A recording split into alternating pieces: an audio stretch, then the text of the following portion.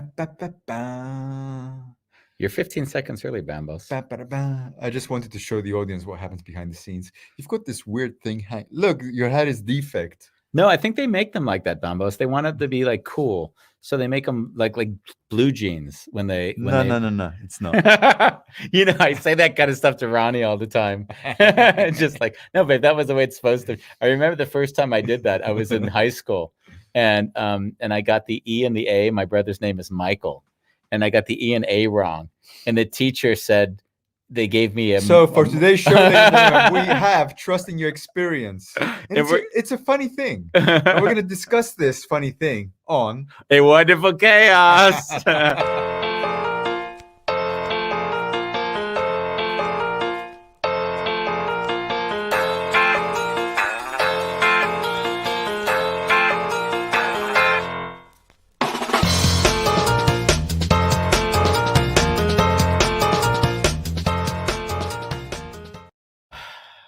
How are you today, Andy? Sore legs. 26,000 steps later, Bambos. 26,000 steps later, I'm very good. I walk in any direction on any given day. I get lost, take weird pictures. You get lost in Amsterdam? Yeah. There's weirdly, if you go, I've kind of worked it out. If I go 10,000 steps in any single direction out of Amsterdam, from that moment forward, I get lost. So you have to get the 10,000 because we're in the center. So you have to walk the 10,000 in any direction. But who goes that far out and knows where they are? Oh, no, not you. Not me. Apparently. Now I am. Now I understand it very well. I kind of like, I choose an area that I want to discover and I just sort of head in that direction and then get lost. And then, yeah. And then the funny thing is what the nice part is that I spend a lot of time talking on the phone. And then my battery runs out, and then I'm like, "Oh shit! I really don't know how to get back. If the battery runs out, I don't have the GPS." You don't have a recharger? No, I don't take it with nowadays, but I will have to. I have a very light one for you. Oh, nice! Give it to you tomorrow. Hi. Hey. So today is about trusting your experience. Now, like when I see that title, I'm thinking intuition. Is it something, or is it something that I've lived through? Oh, that's good. Or is it the gut feeling? Like as I'm like yesterday's show, for example. Yeah. I was having an experience and I couldn't put words to it. Yeah, this is really interesting. When Andy says that, it means we're gonna go deep. So when I say trusting your experience, I always on the show I always say there's 5 or 6 things I needed to shift in who I was and how I behaved to make peace in myself. Yeah. And one of those things was trusting my experience. And then when I say trusting my experience, one might say, "Oh, isn't that obvious?" Or it might be like a platitude, trust your experience. But it was a felt experience. It is a felt experience. It's a feeling. Well, I don't want to say it's a feeling. I'll tell you why I say it. It's like, oh, that's what life feels like when you trust your experience. So I'll give you examples just so. That's what life feels like when you trust your experience. Yeah, that's what life. Oh, and that's what life feels like when you don't trust your experience. Okay, give example. So when I didn't trust my experience and I met someone who was very, very well educated, he had very good arguments, or he or she had very good arguments, I would lose myself in things that they said because they were so convincing that I'd say, wow, they seem to understand or know something I don't. And then maybe uncertainty would come up. Hopefully curiosity would come up because that would allow me to learn from them. But in general, what it would happen is it would undermine the confidence I'd have in my own experience. So in a way, giving your agency. That's the best word. Okay. So what I started to, and you often will talk, and when someone says, "Andy, have you read this book? Do you know this person?" I know no one, really, very few. And if I do, it's like I act like I know them, like a Deepak Chopra or like that Gary V. Whatever it is that, I'm like, oh yeah, you're the people but I mean, I don't really follow them or read their books. And I think I've always said there's a reason is that in a way, I see everyone has their own way of sense making of the world. We all have an experience. And then we have a sense-making moment where we make sense of our experience. And then we articulate that in different ways. And what I've learned to trust is that his way of articulating is right, or her way of articulating is right, because that's just the way they do their sense-making. Yeah. And then why wouldn't I do the same for me and say, okay, this is how I make sense of the world? And then say, and there's a caveat to that, knowing that it's always limited. So in that way, I think I've told you, I trust that everything I do is a working assumption. It's what I know best, given what I know. And if I know more, I'll change. It's funny. Sometimes you and I will talk and I won't have the whole context, and I'll say, oh, Bambos, I would do this. And I would make the suggestions. Yeah. And then you'll give me another detail and I say, scrap everything I just said. Yeah. And so the whole thing is holding it lightly. Yeah. You hold it lightly because it's all about the ability to adapt to the new context you've created. Okay. Nice. And so when I say trust your experience, I guess let me tell you, I didn't trust my experience for the first 30 some odd years of my life, 35 maybe. I just didn't. Until Case died? I love that you said it. That I love you said that. Until Case died. Before Case died. Just before Case died. Just before Case died. Hey guys, I'd like, since we have 5 or 6 viewers already, and it's not probably our regulars, please throw in questions or comments or experiences that you will. And like today, I'd like to trust my experience and bring someone on if one of you will be open to playing with us. I love that. Sweet. Interactive Monday. I feel like interactive Monday you're feeling today. Yeah. Sweet. So when I say all that, when I talk about it in terms of a felt experience, is there things that come up for you? I can only talk about the most recent thing was me and Andy were on a podcast yesterday. Okay, let's qualify this. Let's give the context for this. Okay. Yesterday, Bambos and I were invited on somebody else's show. Yes. And we were invited on their show, and we had the person who we knew, who we'd already had contact with, and he invited a second party to come and interview us in that dialogue. Yeah. So there was one person who kind of knew us and another person who didn't know us at all. And then that was what we went into yesterday. So please. Yeah. Well, the individual that we didn't know, for me, it was very strange. So the way I can articulate it was, we were introducing something, and then the individual would not even acknowledge what was just being said. And then he would start talking about something completely, like, if you had circles which connect, his circle will be up here. There was nothing. He didn't ask a follow-up question to anything that had been said. Or it doesn't have to be a follow-up question. It can also just be a follow-up experience that he has, which connects to what was already been said. So the feeling was that I was like, I had a moment inside me, like, what the fuck is going on right now? like something was, it was like there was a puzzle and you're trying to put the piece in, but it's not fitting. Like, what the fuck is going on here? Yeah. Okay. So obviously I had this, not obviously, but we discussed it afterwards. I had the same experience. Yeah. How we live the experience, completely different. I would suggest is different because of the theme of the show. That's what I'm telling you right now. So the theme of the show, or the main topic, is trust in your experience. Yeah. So now I had this experience with the same man. I was even writing some notes down to you about what I was laughing at. You didn't even realize it until afterwards. Yeah. And my thought was, so I now know that the individual that we're interacting with is not meeting us in what we're saying. That's an observation. It's not a judgment of this individual.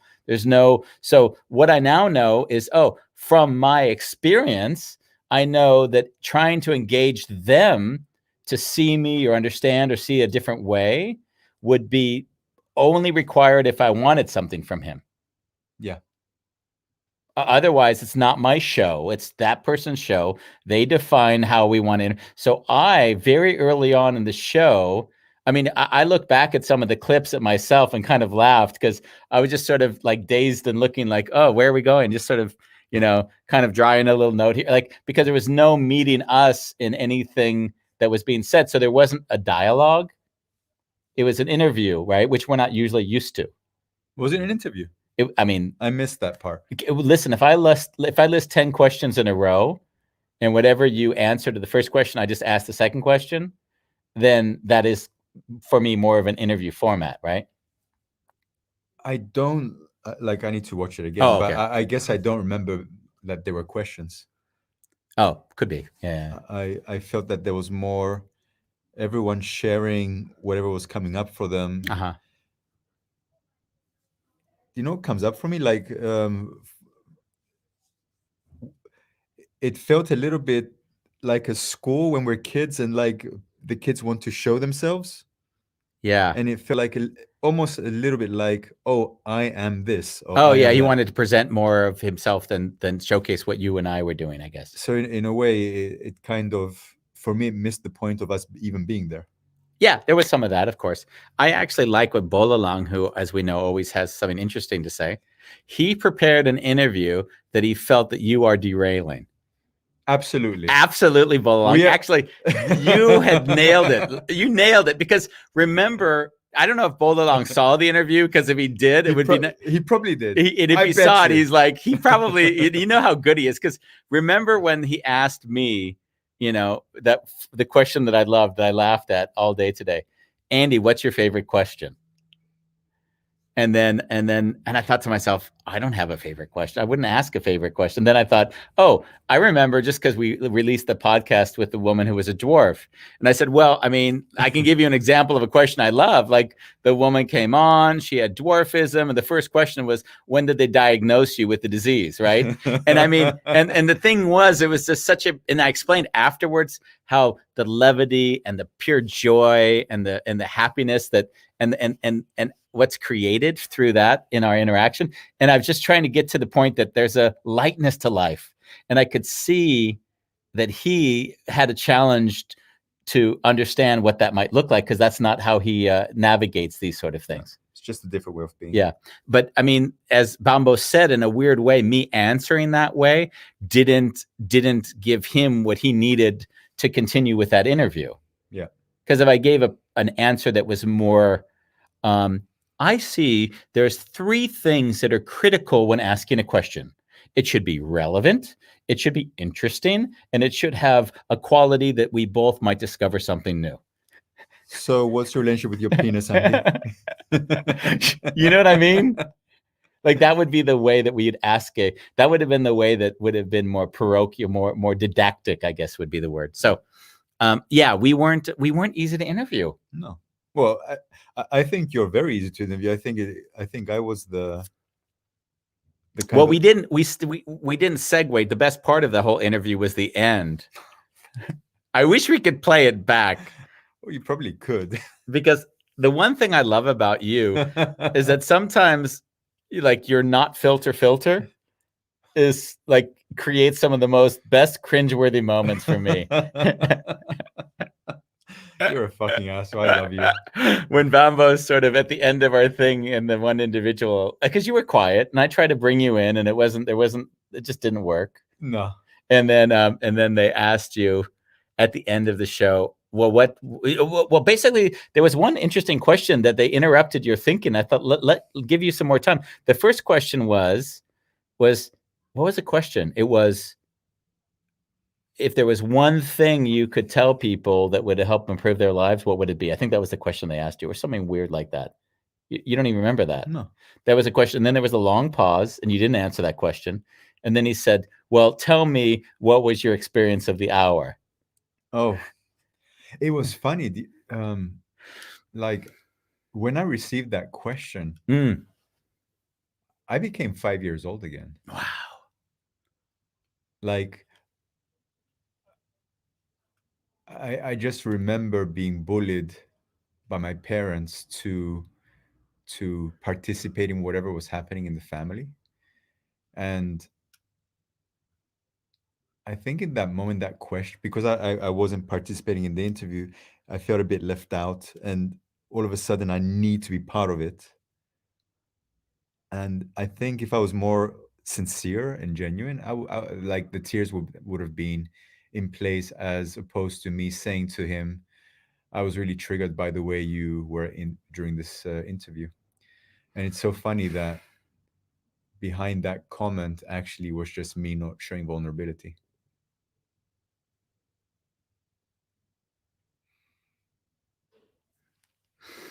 Hmm. And as I speak that, and just discovering it is like, I don't think the space could have held that, but that wouldn't be my problem, right? Yeah, I can see I got tears in my eyes now from hearing what you just said.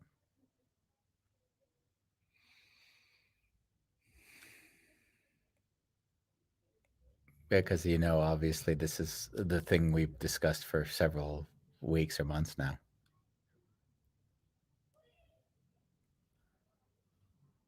You know, Hmm. so I kind of, I don't know, for the first time, I kind of saw you at the table, and now feeling like this is kind of that table again in a way. Hmm. So when I'll be inviting you to speak on the show or whatever it is I'm trying to do in some weird way, sometimes you'll shut down to that, and I kind of see, oh, it feels like I'm the mom asking, Dad. or dad saying, participate, participate, participate. Yeah. Hmm. And you'll react to it sometimes aggressively, right? Like almost not, it's a passive aggressive. It's not an active aggressive. It's more like a don't don't force me to do something that I don't want to do feeling. Yeah. Wow. Like, Just slow down a sec. Sorry, I'm feeling a lot now. There's a lot of pieces that feel like they're falling into place for me at the moment, where I haven't seen you. hmm. I saw the behavior, but I didn't understand what was really going on, and I'm just realizing that now. Yeah. Wow. I'm sorry I didn't see you all that time. I guess on our journey we're just discovering, right? I I'm sorry I didn't see you all that time. Yeah. Thanks. Yeah. Hmm. Yeah, it's so easy just to say, "Oh, you're shutting down," and then it becomes a kind of a caricature change. I hate caricatures. We'll use them to play, to maybe promote or get people to join us, but once you make a caricature of the person, then it's really hard to see what's underlying it. Making light of it doesn't give you a chance to have as much compassion. Hmm. So I see that there was the observing the behavior, but not as much compassion for where it was coming from potentially. Yeah.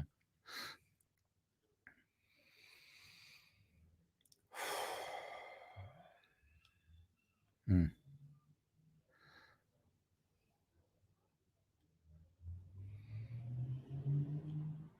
Yeah. Hmm.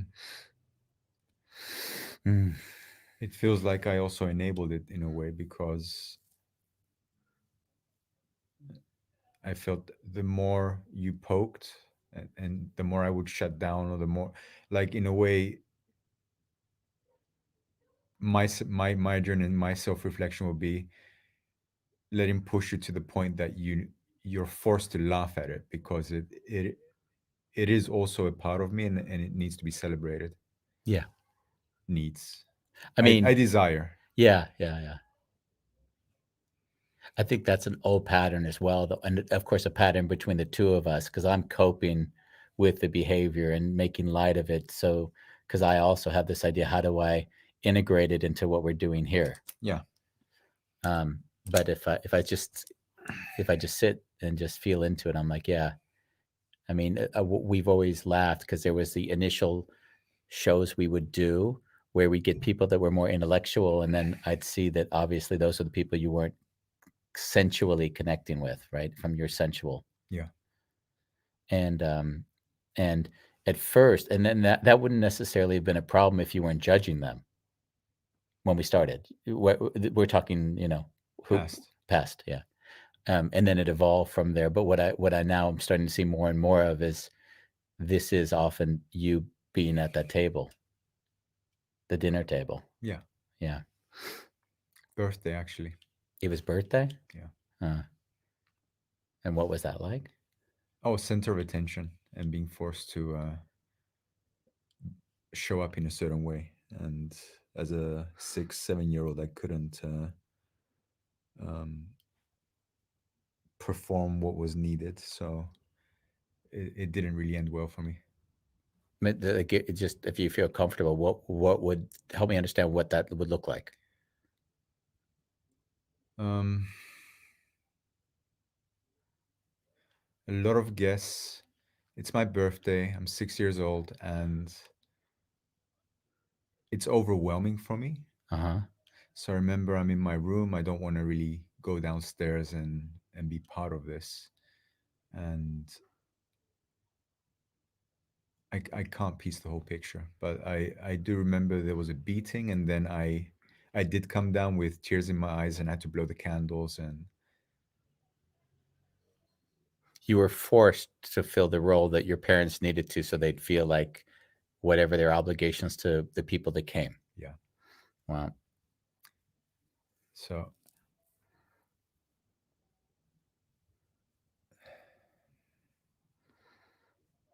Hmm.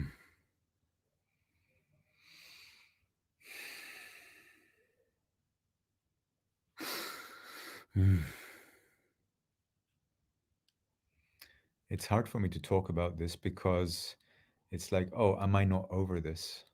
Yeah. It's my mom's death, right? Yeah. And let's also caveat this, right? What do you mean by caveat? Let's frame it in a way. Um,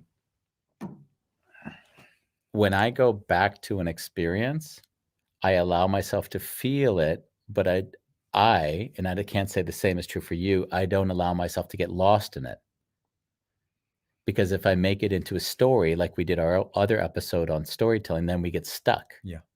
But if we say, oh, that's also part of me, and let that just be loved, then it dissolves. And I think sometimes we discussed on this show when we did our Monday show last week that got so many comments was do you have compassion and love for that child in you, or do you feel like fuck kid, get over it, just do what they're saying, just like, or are you still in that headspace? Or are you No. in the loving, like, oh, that sweet little 6-year-old, I'm so sorry he had to go through that? Do you feel that depth of compassion for that, for the 6-year-old?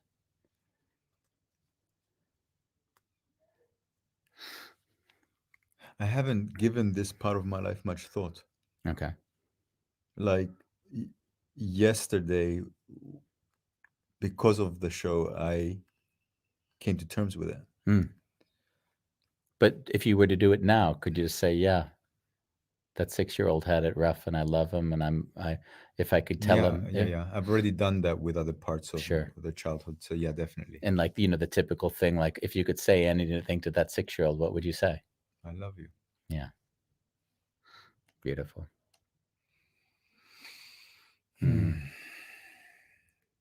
So if we connect this to the trust in your experience.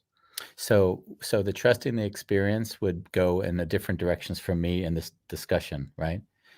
You said earlier in the talk, you said, is it about intuition? So I would say it's partly about intuition. If I trust my experience, then I trust that if I follow my intuition and I feel that my personal opinion or my shadow is guiding me, Yeah. then I trust my experience less because I see it isn't my experience, it's my projection. And I'm trying to distinguish that in myself. So if I say, this guy yesterday, because I'm using that example, he's not responding to what I've just said. That's an observation. Yeah.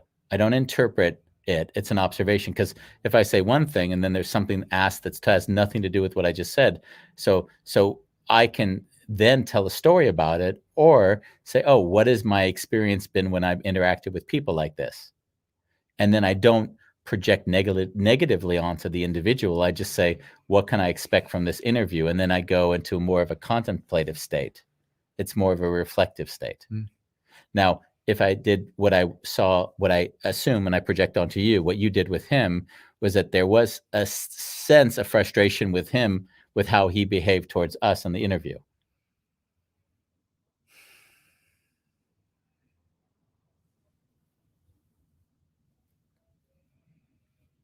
And I'll tell you why. I'll tell you why I stated if that helps you any. I would say there was frustration, but I was fine leaving the interview without talking about this. Sure. And when I felt pressured, that was the thing that was alive for me. Yeah. I guess as I said, it wasn't about him. Yeah. But feel the words that came up for you when I felt pressured. So the whole experience of I felt pressured was your lived experience, but he just asked you a question. Yeah. So the fact that you felt pressured is the 6-year-old projection. Well, I know it's projection, but it's that 6-year-old, like you said, you regressed. You said it when we started the show. You said I regressed to being the 6-year-old at the birthday table. Mm. And so when I would say that wasn't your experience, it was also your experience, but because I wasn't present. Yes, because you weren't present with them. Because what you could have said at that moment, of course, was, it reminds me of when I was 6 years old, and then it would have been the most beautiful, it would have been the beautiful sharing, but you couldn't go there because there was still a tension that you were feeling pushed, just like the 6-year-old was. Yeah.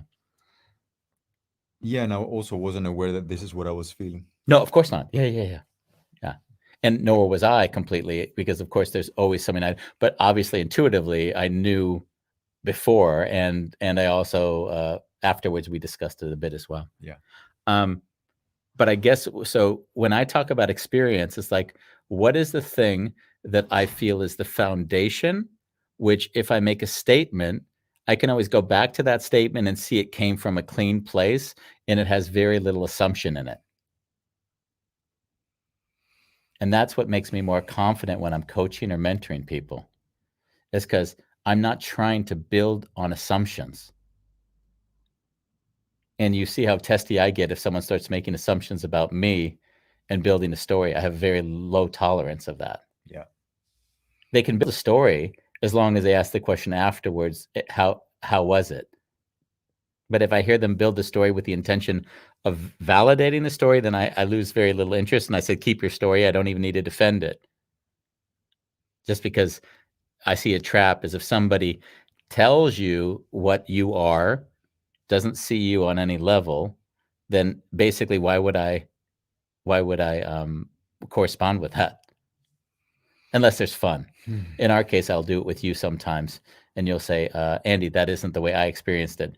And in a way, it's a beautiful that we have that trust of one another, of course. Yeah. So when I started to trust my experience, I could finally be a coach or a mentor. And before then, I was basing my trust and experience on other people's ideologies or belief systems, which meant that I wasn't embodying what I was talking about. And you and I both know how important embodying the thing is for us when we're with people. If people talk about somebody else's technique, we get disinterested very quickly, at least for me, and I've seen the same for you. We've got some comments coming in that would be nice. There's been... I also see Mariam Benani. Yes. I think that was a little bit earlier. She said that she was enjoying the interesting reflection. I think that was earlier when we were discussing. I want to share something beautiful about her. Oh, yes, beautiful. I made a post, when was it? 4 weeks ago. Yeah. And it's fucking great. And I just shared, I'm unfucked, but at least my financial situation is fucking me up. And the next thing I know, she books a shoot from my website to kind of support me. Wow. And I thought she was in Holland because she's been here working, but actually she was back home. So now she's booked a shoot, and I don't even know when we're going to shoot. But, oh, wow. But that is so beautiful, Mariam. There's a woman that I've met once. Where'd you meet? Oh, when she came to Holland, we met her here on the show together, right?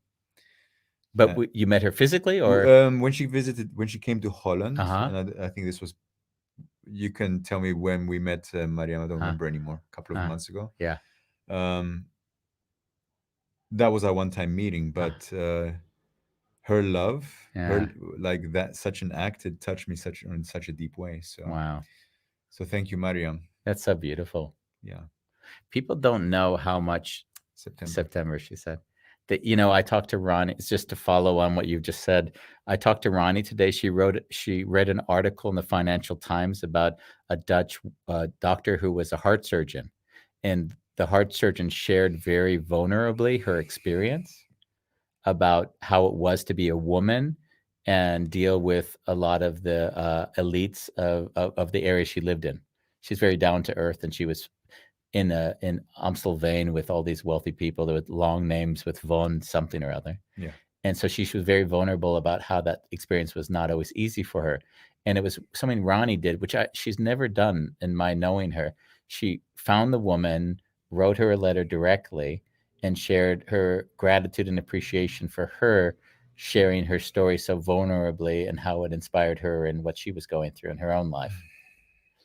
And Wow. yeah, it's really beautiful. Wow. And that kind of love is something that I don't I do my best to give it as much as I can and not lose myself and just self-sacrifice. And I see that's some of the most beautiful moments that I have in my life. And unspoken, because you don't need to tell everyone, because then you're not really doing it for the love of doing it. You're trying to get recognition. Just the love of doing it, there's something just beautiful in that. Yeah. Yeah. So thank you, Mariam. Thank you, Mariam. Let's see. She also follows up with a statement. And everyone has their own pace in opening up. It looks like that was a seed for the awareness that came afterwards today. Yeah. Absolutely. Yeah, I think that's an interesting thing that people often lose track of, is that they see that what's perceived as a bad moment stops there. So they think like, oh, they were on a show and it didn't go well. That's bad. But what one doesn't see, and that's what always a little frustrates me, is that it's a process. So if you know that there will be things that happen which are harder to integrate, it's through the integration of the difficult or challenging thing that you learn and grow. So, and each person has to decide for themselves the pace that they can welcome that challenge into their life. Some people really avoid it, and it only comes to them in like shapes of like death and health. And people like you, right? You're exaggerated the other way. Like you'll go full frontal to feeling the pain or allowing the pain, almost to the point where it's hard to see that you're not loving, for me, right, as an outsider, loving how hard it is to do that. In some ways, I'm almost concerned that you're reliving a pattern of the past of being so hard on yourself that you can't just love yourself for in your suffering. That's sometimes what I'll feel, right? Project, yeah, project. Here's Bolalong coming in. You just hit me as a parent and how I relate with my children. Such a difficult role. Yeah. Yeah. I always like seeing Bolalong's pictures with the kids, Bolalong is really fun to watch as a share on his posts, because he always gives a kind of a philosophical question or an observation of the world, and then you kind of see 30 people interact around the simple statements that he makes, right? It's I also like his comments to Ronnie's public peeing thing. Yeah, what did he say? I don't remember, but it's just like Ronnie like wrote, makes sense. Whatever he comments, it was really funny, because Ronnie, the whole day yesterday, we walked, right? We did again a 25,000 step walk. And there's nowhere to pee as a woman. And there's nowhere to pee as a woman. So during COVID, because you can't even go into a shop. So I go, and along the Amstel, they've got the, unlike any country, I don't think any other country in the world has these outdoor toilets that are basically weird, because if you think about it, you walk to a post standing up, there's no coverage. The male goes up, he drops his pants, He's No, you unzip. You don't drop your pants. Not from behind. Well, some people may. I don't. I just drop the front. But what one doesn't see is you're peeing in public. Yeah. You're peeing in public. Everyone can see you. There's no thing hiding you from the world. You're holding your dingaling. And You're holding your dingaling in public. And the humor is there's nowhere to wash your hands. Of course, there's nowhere to wash your hands. That's a very good point. But the weird thing is if you did it against a tree, you'd get fined $150. Yeah. But if you do it against this pole that's a designated pee spot. And they smell. Yeah. Let's just get that straight. Like they stink, of course. But if you do it against this thing, all of a sudden it's fine. But, how does it? Of course, Ronnie is now pondering, how is it for women? Yeah. I see women in the Wester Park squatting behind the bushes. Of course. Or at least that's what they do. Yeah. Well, and then she got in trouble afterwards because she made a comment that was then misinterpreted. She says, it's fascinating that if a dog pees anywhere it likes, it doesn't get fined. But if I pee anywhere I like, I get fined. Yeah.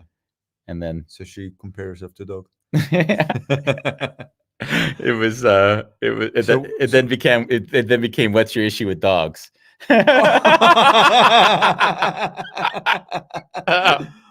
Oh yeah, exactly. That is hilarious. Oh, it was so funny. And how did she get out of that one? She didn't. I tried to, and then it didn't work. I sort of posted to the person who I'll leave nameless. It wasn't about the dog. Yes, but she mentioned the dog for a reason. Dog lovers. Block them. I don't need people like that in my life. Funny. Oh. So again, when we go back to experience, right? Like in your life, are there any things you'd say, Andy, I don't yet feel like I trust my experience there? Can you feel that? Or where you do trust your experience?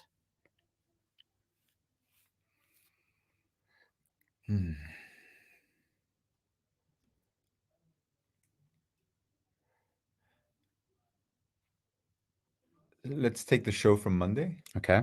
And I actually spoke. Let's phrase it, by the way, because the podcast. So the show on Monday. Shame and loneliness. Watch it. Have tissues. Yes. If you're single. Shame and loneliness. It was Ronnie and I interviewed Bambos. So Bambos was at his home and Ronnie and I sat here and we discussed his own journey of shame and loneliness, shame being alone, being single. Yeah. Yeah. And like if I take that podcast, it was pretty tough. Like I was sick the whole day before the show, and after the show I was just sweating in my sleep. It was tough. And what I trusted, so I don't know if this applies, but what I trusted, I had to out it. Yeah. And we did it in the format of a show. Yeah. Sorry for using this platform to out. Sure. But as soon as I put it out in the open, it kind of left me. Yeah. It was like there's something which I'm not talking about. I talk about it, it's gone. And all of a sudden, I feel this freedom in my body, like I can breathe deeper. So trusting that was the best thing for me to do for my well-being, but I didn't know what the outcome would be. So and this is how I process the world differently than you. Yeah. So I would say the same thing you just said, but I would say it stronger. How would I say it? You know what I mean? Stronger. Okay, so I would talk from my experience. So I'd say my experience is that if I hold anything back in myself, it bleeds into everything else. That's how I'd say. Bam. Bam. And the reason why I say it like that is because I go back to when I started to trust my experience, I could make that statement. And before I trusted my experience, I talk about it more in general terms. Now I see it more in universal terms. I say, wow, every time I see someone holding something back, I notice that it bleeds into everything else they're not saying or doing. Yeah. And so that's the thing that I mean when I say experience. As an example here is when I fully own that experience and then I articulate it, then basically I turn it into like a working principle for life. That's how I... that's a skill I haven't been able to That's a skill I'm working on. Yeah. Okay. Well, what I would love to do is, I don't know how we would do it, but I would say, Andy, what's the principle here? Like, really ask that question. Andy, what's the principle here? Yeah, that was the thing. That when you hold something back, it'll bleed into everything else. That's the principle. When I resisted my dad, when I hated my dad and was angry with him, and I didn't want to be angry myself like my dad, it defined me in the world completely. Because every time I had any interaction, I always avoided being like my dad. Yeah. So for me to get past that, I needed to do similarly to what you did on Monday, is fully own that I'm incapable here, that I am just like my dad, and it's okay. And that's the thing that I now, and since I feel okay with that, you can have a show like Monday, and I got a lot of shit for that show. Like everyone chatting, like, Andy, are you okay? Andy, you're Stasi. When did you join the SS? I got a lot of shit for that show. Like, really?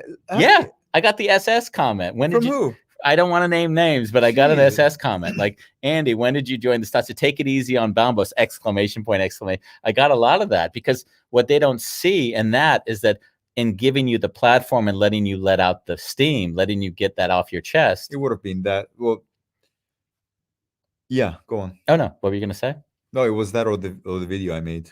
Yeah. Okay. So we did this, but what one doesn't understand is that the process of healing is often not for everybody, right? Everyone has their own process. I don't want to say but for you, I know the process is I need to like let it out. I need to I need to fully show myself. Show myself. Yeah. It's a need, by the way, for you, right? Yeah, it's not just like I'll tune into what's the thing that I need to do. Yeah. And it's not always comfortable. Yeah. But I know that it would serve me, just like doing this show and sitting next to you. It's like sometimes. Yeah. Yeah. But I see Wonderful Chaos also as a catalyst for me stepping into my power. Yeah. You're gonna laugh. Mm. On my vision board in 2019, I put you there. Yeah. As in a way of working together, and Yeah. it kind of started manifesting with when we did authentic relating. Yeah. But then this came up. Oh, beautiful. You know what I think is funny? What do you find funny, Andy Shalef? And a little bit irritating. Everyone, I'd like to go back to a subject that we had before, just to clarify on the show. When you say, I've read Andy's book 15 times, yeah, there's like 80% of the people out there think you're crazy. Yeah. Okay. And they think that you elevate me. No. I know that, but they think you elevate. And so who fucking cares? I do. And that's why I'm talking about it. But slow. There's a principle here. There is a principle here. Oh my God. Oh shit, I just pulled out the mic because I was so excited. Oh my God, Bambos, my eyes are lighting up. My eyes are lighting up. Slow down. I'm so with you right now. What is the principle, baby? Own it.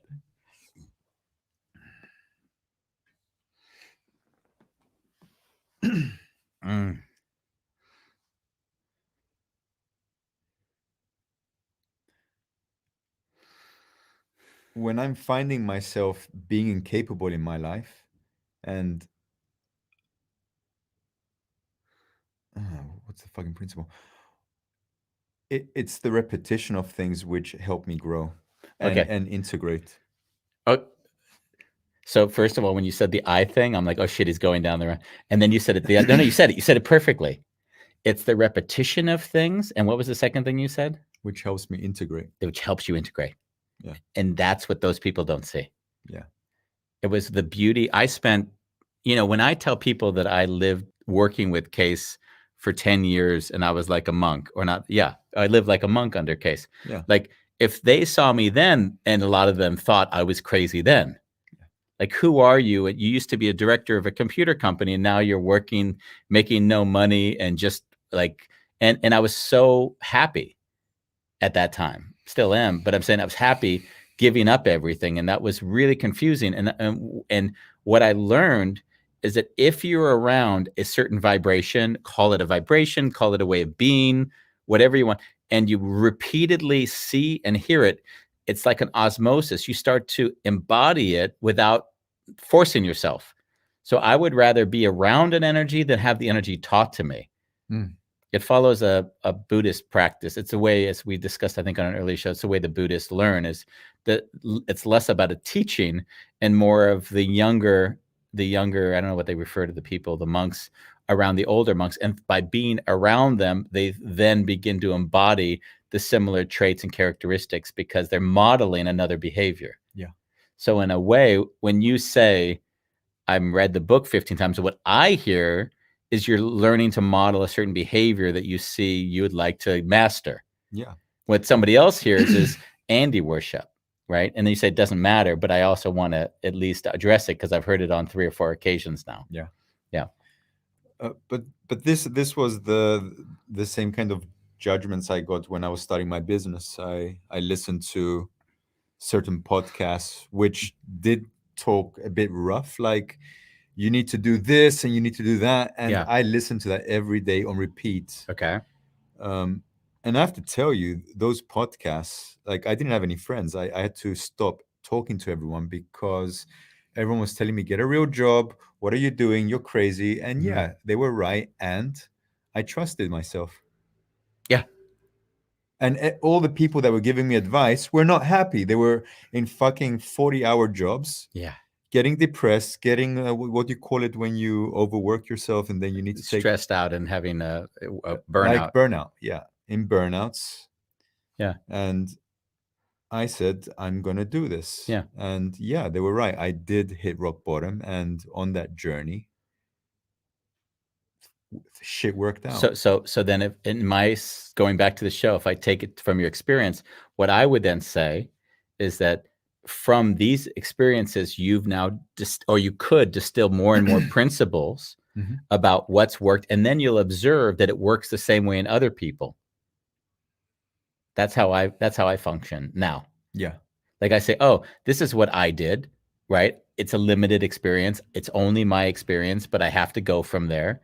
And now I use that foundation and view the world and say, oh, funny, that experience resembles my experience. And then I begin to shape an understanding, which is always limited, but it's from my experience. Now, if I read the same experience in a book, I would still have to trust the person who wrote it. I'd have to listen to their prejudices and how they write. I'd have to distill everything. And then I lose myself again because it's not my experience. It's somebody else's experience. And a lot of times people oversimplify it because they're trying to sell me or get me to understand something that's probably more complex than they're able to write. I always liked, it depends on the context. Yeah. Depends on the context. So yeah, so that would be a thing you see. And it's nice because we have Jessica here, and Jessica and I had a similar, call it mentor that was a little bit Case's mentor. And he would often discuss these principles I'm now discussing with you. And I learned a lot from him because he said when Case went to him, he went to this mentor and he said, hey, my dad has been successful and I really would like to be like my dad. And then the mentor said to Case, he said, you know what? Yeah, I know you're laughing. I remember. I think you've told me this before. Yeah, the mentor said to him, if you want to understand how to be successful like your dad, then don't think about your dad. What are the principles that your father uses? And then how do you incorporate those into your life? And then Case began to understand that there was a principle that worked, and that if he could just find that in himself and work from that principle, and I've taught you all those principles. You probably know, whenever it comes to you negotiating with a client, I always pull a principle out. I can tell you, I think 3 of them I remember. Do you remember any of them? Because I remember them. I need to my brain works and give me a scenario. Okay, so the principle would be, simple principle I know I've said to you is, you don't give away anything unless there is a recognition of value. Yeah. And that was something you'd give. And I said, no more giving. You only give with recognition of value. Yeah. And I would say from that principle, I believe there were learnings that came back. It was like, oh, wow, if I give something for free, people don't appreciate the value, and therefore I have to charge them, or at least force them to recognize the value I'm giving. Otherwise, they don't appreciate it anyway. So giving for free is undermining your business. Yeah. So that was one of those principles I learned. It's not a concept. I didn't read it from anyone else. I just knew because I spent 2 years giving away free coaching with Case, and nobody showed up, and they all thought it was valueless. And then we charged a few hundred, and all of a sudden it became something special. So that was one of those moments. Yeah. Nice. So so when I talk about the experience, I'm always trying to distill it into a principle and then use it as a working assumption, because it'll always be limited. I need to start somewhere. And Definitely. And that's the reason why I think the coaching, like this point that you just made, I have to start from somewhere. Yeah. This is why I trust you, is because you're not being absolute. Like, I feel that there's a flexibility in your statements to explore or to redefine it. Yeah, but a lot of people wouldn't say that. A lot of people have an idea or a belief about how it should be, and they hold so firmly into it. And I get it. It's like you have to do that if you're a visionary. Yeah.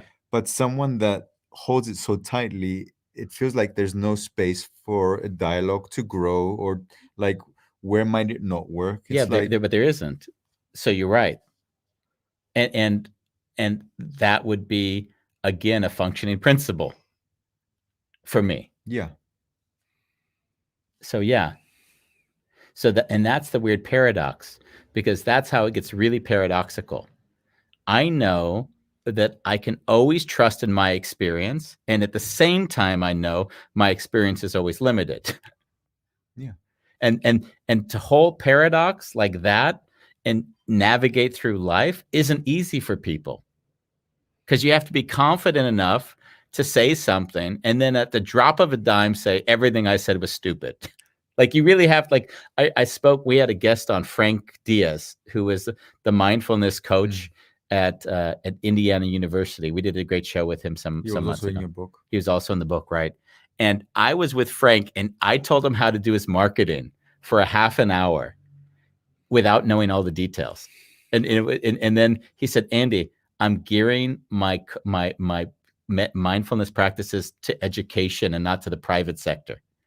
And then I didn't know that at the beginning. And then I looked at his website and I judged it through the eyes of somebody who would want to buy it on the private sector. And he said, no, this is for the education. And then after discussing it for an hour, I said, Frank, everything I said to you was bullshit. And he laughed and he said, and it was like a connected experience. He understood exactly what happened. And it was after being really convincing for a half an hour, I then shifted on the dime because there was a new detail. Yeah.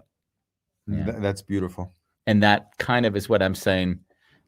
But that going back to the paradox is, it is not easy to live in paradox.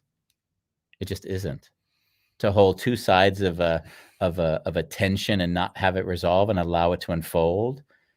People need more control than that. So that's really it's something you have to cultivate, right? There's been comments coming in. I don't know if you're tracking them. Let's we can start with Iris. Iris. Which one? Offer up. How high? Up. More.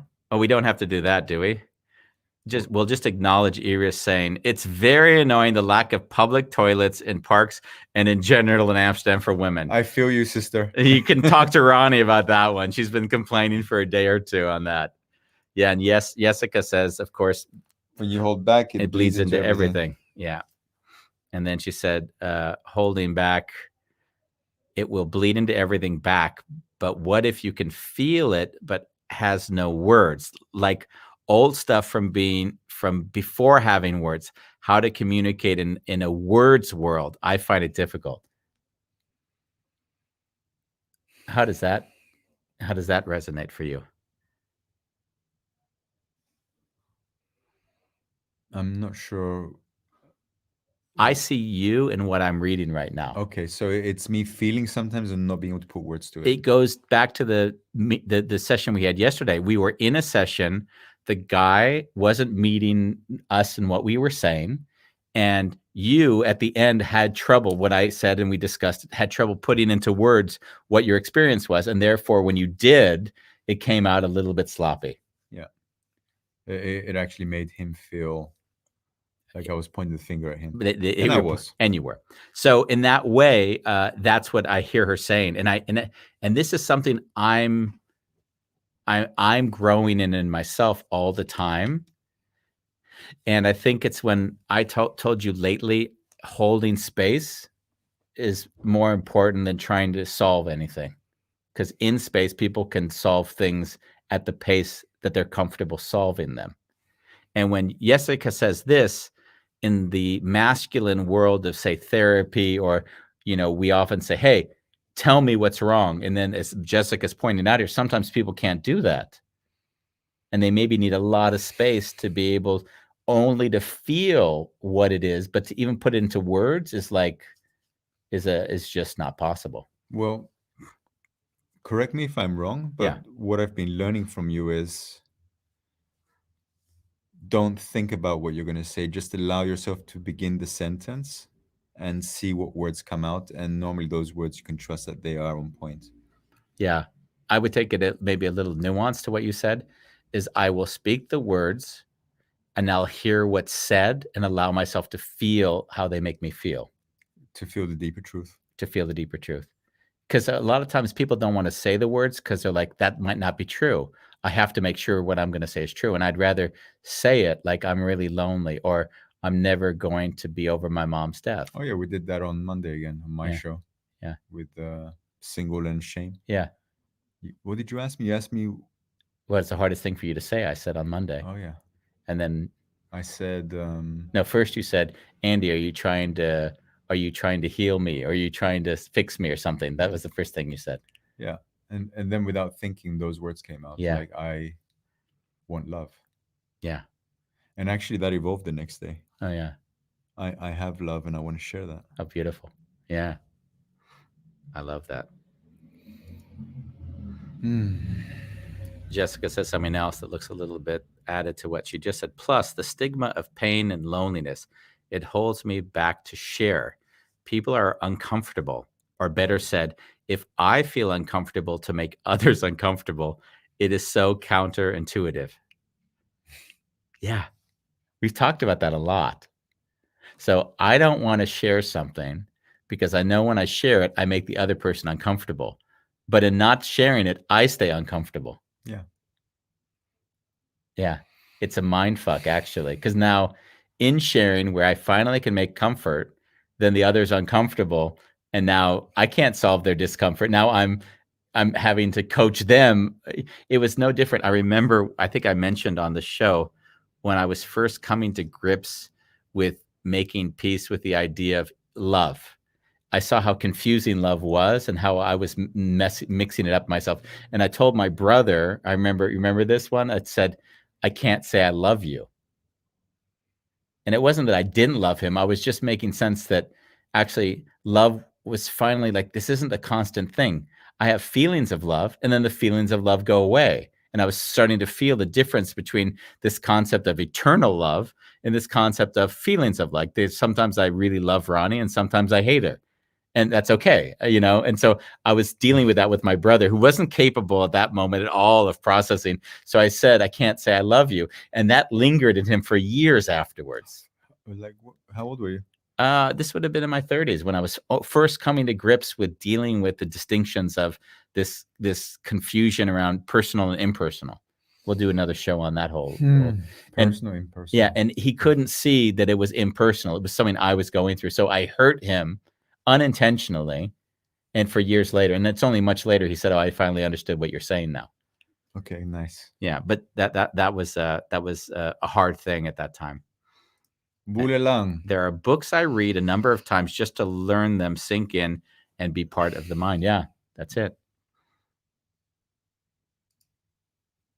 Iris offers says completely relate to repeating. I also do that with the affirmations. Yeah. You see, the people that watch our show, Andy, they're just validating our experience. Exactly.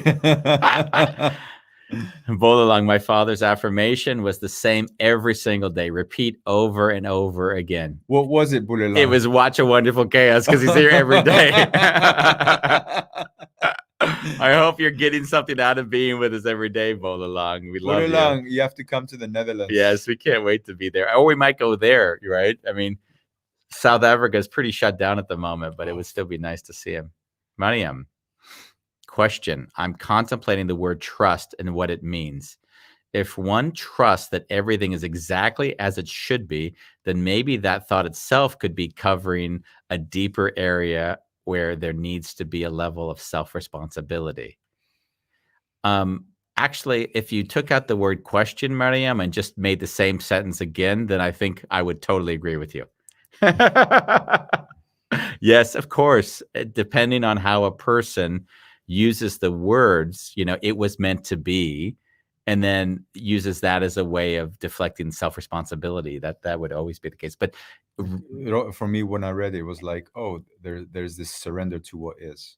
Yeah, there is, but she's putting it, and we would agree there's a surrender to what is, but she's putting another level to it. She's giving it an ordained meaning by stating it was meant to be, and as opposed to saying it just is. So it's inferring more meaning from it, right? Yeah. And sometimes people take that kind of far. They say, "Hey, it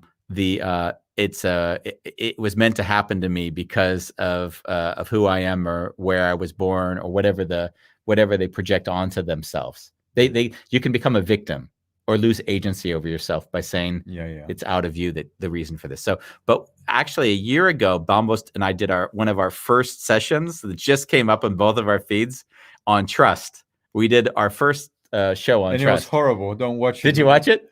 I watched it a little bit. We should do a new one. So I would love to redo trust as a show because I just love that trust. Ka-ching. Bam. And then Jessica, I don't even know which one she says. I'm totally irritated by that. She made that comment when we were reading Holding Back, or was it the stigma we were reading? I'm not exactly sure, but I love that she shares. I talked to her offline a few weeks ago, and I said by her sharing, it allows us a chance to interact with her comments. So I'm really appreciative that she goes out there and states some things to give us some things to reflect on.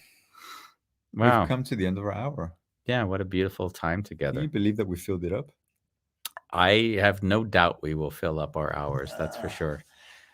Do you know who we have on the show coming up, Bambos? I'm gonna check right now, Mr. Shalef. Oh, that's very nice. I know, I'm a nice person. If anyone out there, by the way, has guests who they feel would be fun, interesting, curious to have on, connected, grounded, embodied in the things they're talking about, then please send them over. So tomorrow, ladies and gentlemen, we have Bob Deutsch. We have Bob Deutsch for the second time. Intuition, what is it? Yes. Yeah, he's a big talker. We're going to be with a big talker. We're going to have to rein him in like a stallion. How do we get this guy under control? And on Wednesday, we have 7 years on dialysis till a new kidney with Sherlina Barnett. Yes, she had 7 years on dialysis. We're going to talk to her about her journey. She also wrote a book. Yeah. And then we go to Why Me? A journey of overcoming. Yeah, this woman, I read Vera Lee Cornell. Yeah, when I read her bio, the woman has suffered every disease known to mankind. And she's like I had to go to the dictionary to look at all the things she suffered from. So we're going to discuss how life is when you're suffering that much with health issues. Wow. Yeah. And then on Friday, we have From Fast to Slow Living with Stephanie Odia. Oh, beautiful. Yeah, she's New York Times bestselling author on the subject. And she's a blogger. She's got a lot of followers of people who follow her activity. Yes. So we're going to talk to her about that. And I just want to quickly say on Monday next week, the Trap of Authenticity with us two geezers again. Yeah, the Trap of Authenticity. That's great. I'm going to have fun with that one. God, what it means. You're not being authentic enough right now, Bambos. I'll go fuck yourself. We'll see you this week, some point. Tomorrow on a wonderful. No, let's sync it. On a wonderful chaos.